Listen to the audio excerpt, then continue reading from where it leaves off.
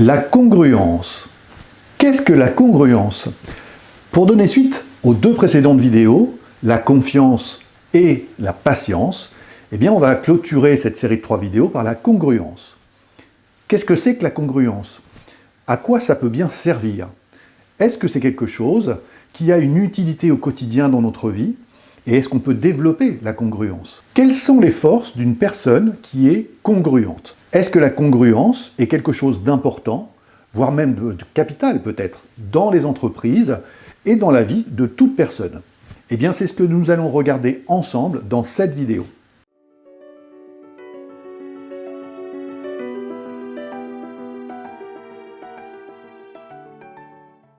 Être congruent. Alors, voilà un mot que peut-être vous connaissez ou pas, hein. Il n'y a pas de souci dans le fait de ne pas connaître la congruence ou de ne pas en avoir la définition. Bien, cela donne suite en fait réellement aux autres vidéos, aux 2 dernières vidéos que j'ai fait sur la confiance et la patience, que je vous invite à aller regarder si vous ne l'avez pas encore fait, puisqu'il y a une logique dans la continuité et dans l'importance de ces mots, pour pouvoir comprendre notre mode de fonctionnement et l'équilibre que l'on peut trouver à travers ces 3 mots, confiance, patience et congruence. Alors, si on regarde la congruence, qu'est-ce que c'est? Eh bien, ça se divise en 2 parties, la congruence. Une partie interne, avec ce que nous pensons et ce que nous ressentons, et une partie externe, avec ce que nous disons et ce que nous faisons. Et en fait, dans sa globalité, ce mot congruence parle de l'alignement que l'on a entre nos pensées et notre ressenti. Donc là, on parle bien en intelligence émotionnelle d'émotion, quand on parle de ressenti, qui sont les atouts intérieurs. Et cet alignement va ensuite avec ce que l'on dit par rapport à ce qu'on pense et à ce qu'on ressent, et ce que l'on fait qui reprend toutes ces étapes. Donc c'est un alignement du sujet en nous et qui se traduit par nos actions et nos paroles. Alors quand on a dit ça, on peut se dire « Ok, oui, je suis quelqu'un de congruent, il n'y a pas de souci à ce niveau-là ». Si on regarde dans le détail, quel est le sujet le plus complexe dans la congruence? Eh bien, sans aucune possibilité d'hésitation, je vais vous dire que c'est nos pensées.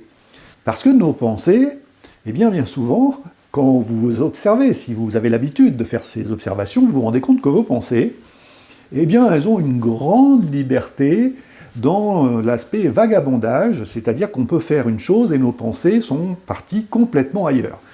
Et les études d'ailleurs scientifiques le montrent, en neurosciences comme dans d'autres recherches, la majorité du temps dans une journée, donc tout au long de notre vie si on ne travaille pas sur ces sujets, eh bien nous sommes ce qu'on appelle en pilotage automatique, c'est-à-dire que nos pensées ne sont pas ce que l'on fait, elles sont en train de vagabonder dans le passé, dans le futur, dans des choses qui nous travaillent, mais elles sont rarement concentrées réellement sur ce qu'on est en train de faire.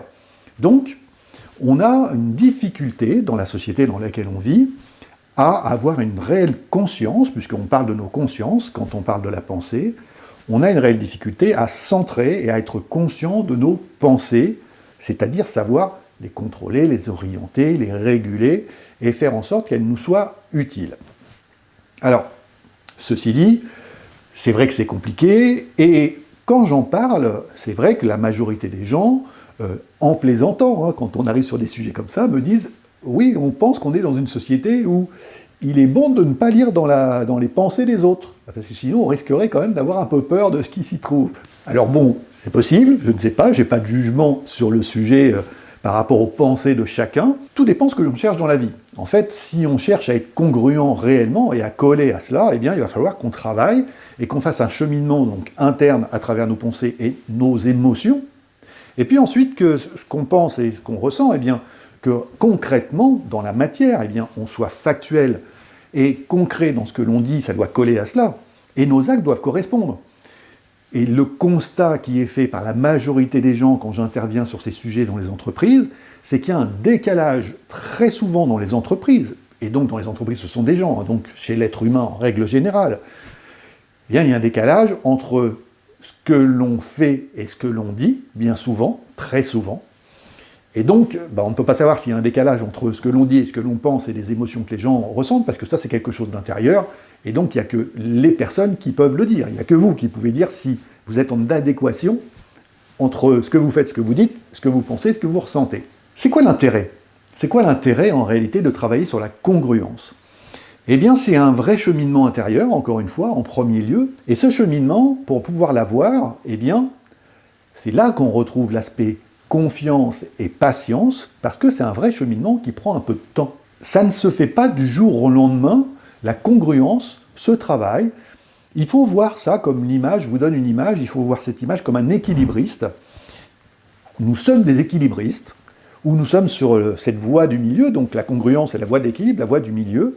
Eh bien, on est l'équilibriste où de temps en temps, en fonction des situations, on va pencher à droite, pencher à gauche, on va essayer de rééquilibrer pour trouver cet équilibre.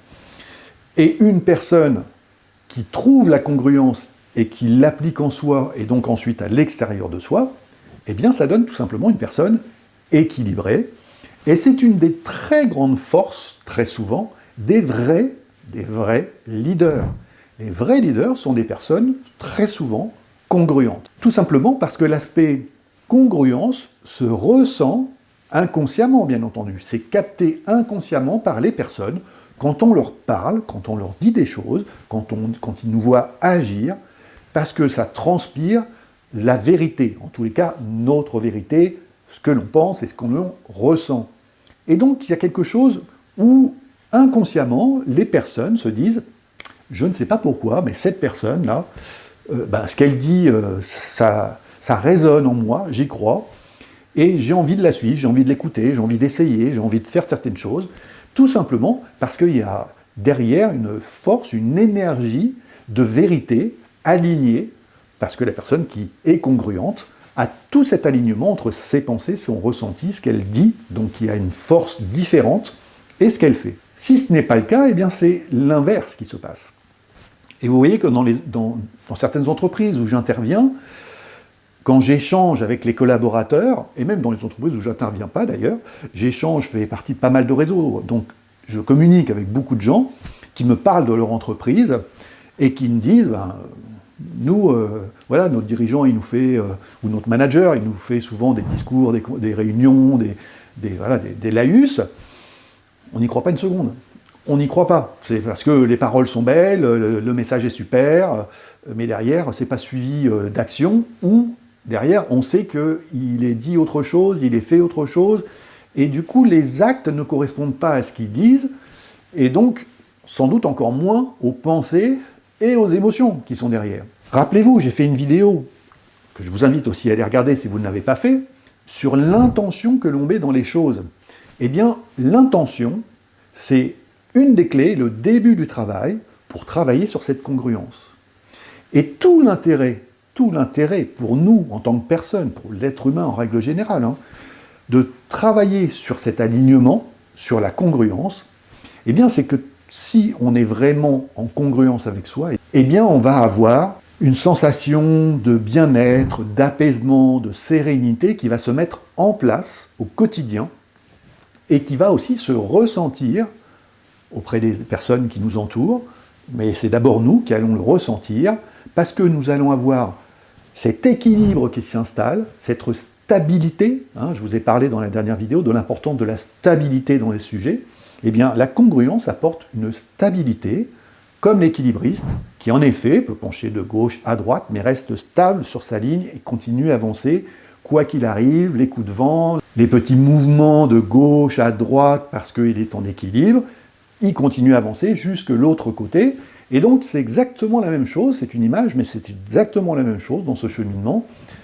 L'alignement nous apporte une stabilité au fur et à mesure du travail et du cheminement que l'on fait avec soi, qui va faire que les choses vont être durables, et donc que cette sérénité, cette tranquillité, cette conscience va se développer de plus en plus, va se ressentir dans ce que l'on fait, va se ressentir dans ce que l'on dit, et va se ressentir tout court, parce qu'il y a aussi cet état intérieur qui se dégage de nous. N'oublions pas que les neurosciences prouvent, encore une fois, ce que je vous dis là, je ne l'invente pas, et ce n'est pas quelque chose de perché, eh bien les neurosciences le disent, nous dégageons des vibrations, des ondes électriques, qui sont tout autour de nous, tous, et donc on s'influence les uns les autres à travers ces vibrations, et donc quand on est aligné, eh bien ça se ressent chez l'autre, et les leaders ont cette force.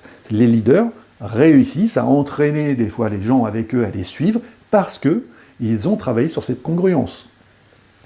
Alors, c'est tout l'intérêt de travailler sur ce sujet, tout l'intérêt de regarder ça, et pour pouvoir faire ça, que ça soit durable, que ça soit stable, eh bien il faut être patient, parce que ça se fait au fur et à mesure, mais comme je vous le dis souvent, chaque petit pas qui est fait, il n'y a pas de retour en arrière possible, on avance, et c'est quelque chose qui nous apporte tellement et qu'on ressent en termes de sensations, d'émotions intérieurement, qu'on ne revient pas en arrière, et il faut avoir confiance, parce que, en effet, eh bien, il va y avoir des moments où on va un peu pencher, et on va se décentrer, parce qu'on est en équilibre encore au début, et donc, eh bien, on fait des petits mouvements comme l'équilibriste de droite à gauche, et donc il faut garder la confiance qu'on va arriver de l'autre côté, qu'on va réussir à stabiliser les choses et à recentrer les choses intérieurement.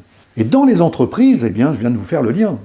Si vous voulez avoir une forme de management, une forme de gouvernance axée sur le leadership, eh bien, c'est sur la congruence qu'il faut travailler. C'est sur la congruence qu'il faut cheminer, c'est sur la congruence qu'il faut communiquer et réussir à voir quelles sont vos pensées, comment résonnent vos pensées sur vos émotions en termes de développement économique, en termes de mise en place, en termes de relations, de communication, de type de management avec vos collaborateurs, comment ensuite ces émotions se manifestent en vous, puis ensuite comment je vais communiquer grâce à ces forces, d'où l'intelligence émotionnelle et le profil que je fais passer aux personnes que j'accompagne, aux entreprises, pour qu'elles puissent bien connaître ce profil.